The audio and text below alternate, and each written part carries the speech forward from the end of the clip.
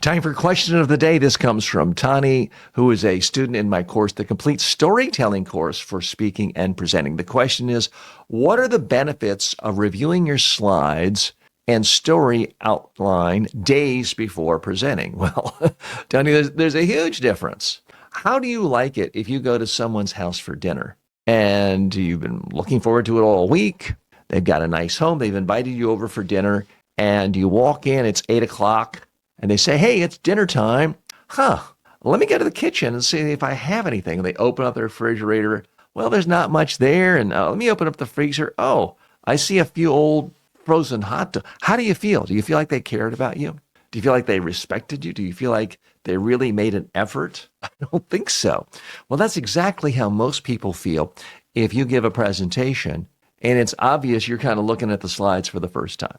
And unfortunately, that happens a lot more frequently than people inviting someone over for dinner and just opening the refrigerator and starting from scratch. So yes, you should absolutely review your slides and story outline days before so your brain can start processing it. If you're thinking a week in advance about your story and your outline and your speech and your presentation and your slides, it allows your brain to process it, think about it. Even when you're sleeping, it's reconfiguring things. It's building a comfort level. But I want to step back for a minute first and ask you the real thing. Are you really giving enough thought to what is it you want your audience to do? That should be the first thing, not what are my slides? And really giving thought to what messages are going to resonate and motivate your audience to do what you want. And then what stories would connect with this audience the most, to really resonate with them and make them take the action you want. That's what you should be focused on.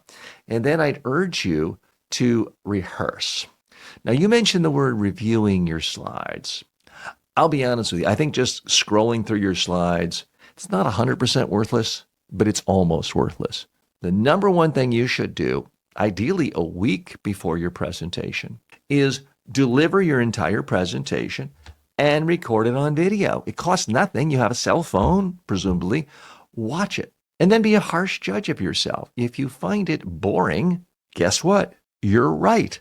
It is boring. Take your speech, take your slides, tear it up in little pieces, throw it in the garbage can, and start over. Do it again.